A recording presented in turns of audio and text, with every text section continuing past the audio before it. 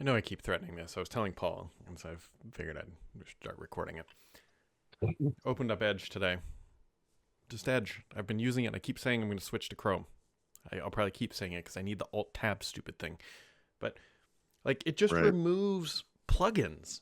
So first off, actually, let me ask you about that real quick before you get to your deal. The alt+tab thing, where you can configure some number of tabs or alt tabs to work within the alt+tab multitasking thing in Windows. It is only Edge, but is this does Microsoft prevent other browsers from doing this in a very Apple-like way? I don't know. It's just right. I'm curious about that because why not just enable it? Why wouldn't you, as Chrome, want to take over the alt+tab interface? Like, if you could, wouldn't you? I mean, I'm going to look into that. I'm curious about this. Yeah, I don't know. It's definitely an Edge feature. Yep. And whatever. Anyway, I'm sorry. You were pointing out something off. So I opened up Edge on this device, and it turned off. So I had to re-enable this. This is called like the Momentum. Yep. Something rather new tab page. I like it. It says "Good morning, Brett." It makes me feel warm, fuzzy. It's a random, nice picture of something up there. But what you did, let me tell you what you did. Here's the mistake you made. Yeah. Microsoft lets you configure Edge. This is the thing I've been starting to expand on this thought because people tend to not get it. But like the people who like Edge and defend it and kind of complain to me about how much I complain about Edge, the thing I want to highlight is what you're showing here, which is that you can configure Edge. There are probably 1,000 features in there you can configure. But if you configure a feature that Microsoft doesn't want you to do, like not use the Bing search engine, there's one. The thing you're doing right here, you're not using the default homepage thing, new tab page, or worse, configuring that new tab page not to display news content and other crap. Oh, it will hound you. Yep. And now what you're describing, if I'm not mistaken, is something worse. It just switched it back. Yeah, it was just I opened it up and it was not there, and then I had to turn it back on, and and you have to find out where that interface is, extensions, blah blah blah. You can't just do it from the little menu. You got to go into, this is one of 100 little incursions into it not respecting your choices. This is the thing I complain about, not this explicit thing, but I've been actually taking screenshots every time I see something like this. Now I'm just collecting like a rogues gallery of bad behavior. Just so, because I just look at pushback. It's amazing to me anyone would defend this product. It's just so crappy. Yeah, I don't know. I gotta, whatever. It's like, I know she hits me in the face every day, but she's pretty. Okay. But like, I hear you. I mean, but it's like any relationship, any abusive relationship. This podcast is an abusive relationship. Yep, not just for you, probably for everyone listening too. And then here's the other one, since we're bitching about Edge. Okay. This thing shows up every time. Like we can't see it. Like every time I open Edge, restore pages. Oh, the restore pages. There's got to be. This is because it closed badly. Like in other words, you installed updates probably without knowing it, and you come back.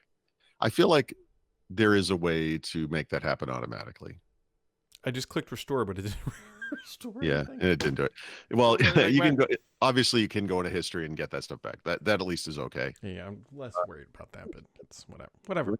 You should configure Windows Update to prompt you before rebooting too. That will prevent this. This will give you the opportunity to turn things off. No, I wasn't really looking for actual answers there. Sorry, that's where my brain goes. All right, I apologize. Pragmatic and whatnot. Anyway, somehow Microsoft's going to dodge their whole AI thing in the EU with OpenAI.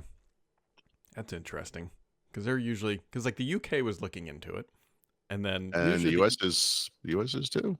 Yeah, and the EU is typically a little aggressive, I think maybe is a way to describe it, than the US. And I would say the EU is unique in that. This sounds malicious. The way I was going to say this sounds bad, and maybe this is not right. One of the big complaints about regulation in tech is that regulation moves too slow as tech moves too fast, right? So what I was going to say was the EU tends to invent new laws when they see things they don't like, but that's exactly how new laws are always invented, right? When you think about it, forget about technology. Like that's the situation. So that would have been fine. So yeah, they looked at it and. It's a partnership, and Microsoft does not control OpenAI's destiny. I don't think they said it this. Oh no, they didn't. This is a report, so this I don't think they've come out publicly unless they just did.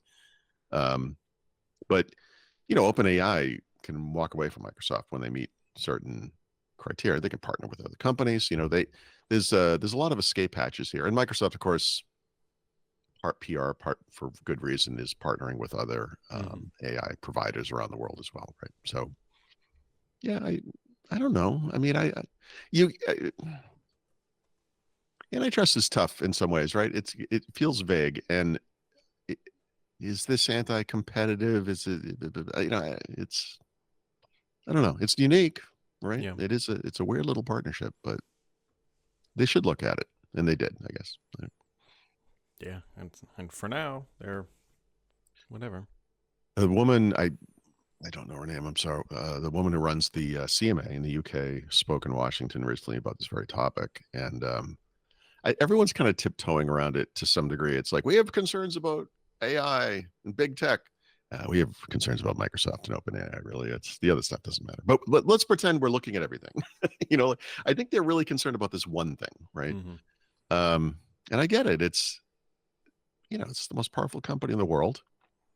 They have a rich history of abuse. It's like riding a bike, and they're currently fairly dominant. And are you going to let them extend this dominance just by thwarting competition because of their size? I guess the EU is. I don't know. In this case, I don't know. I really don't know. I mean that. Like, I don't have an answer. Like, I have literally strong opinions about a lot of this stuff, but in this case, I don't know. I think part of it is we don't know enough about the internals of this deal, right? This is, everyone knows they spent whatever it is, 11, 13 billion bucks or whatever. Everyone knows that OpenAI is on Azure. We know some things, but I don't know. There's a person from Microsoft on the board, but that person doesn't get to vote, and it's weird. Yeah, but how much does that matter when they're dumping billions into it? And if they need billions more, they know where they're going to get it from. I do picture her, I believe it's a woman, but whoever it is, I picture them sitting in the back in the dark, and the board is discussing things, and then eventually they look over and she kind of goes, oh, you can't say it, sorry. And they're like, no, I guess we're not going to do that. And we decided it. Yeah, let the record show. The board members voted. Yep. It was unanimous.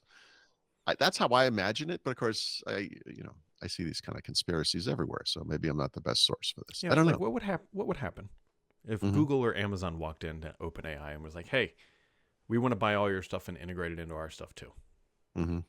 Well, I mean, if it was enough money.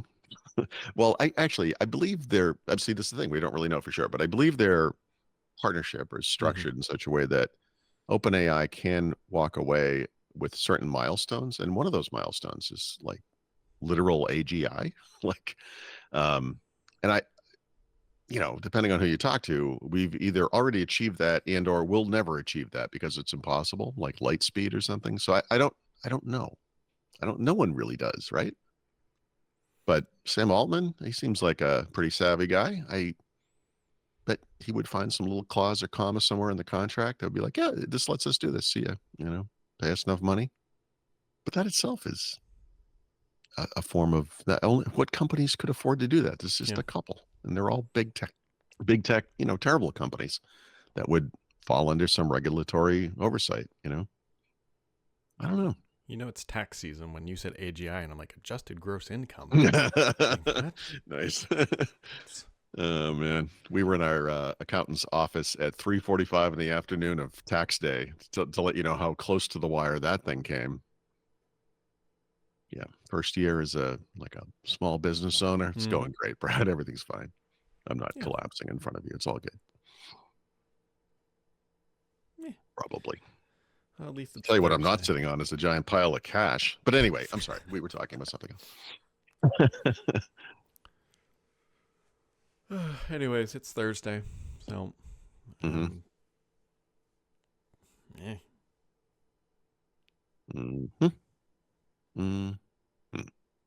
Yeah, exactly. there it is.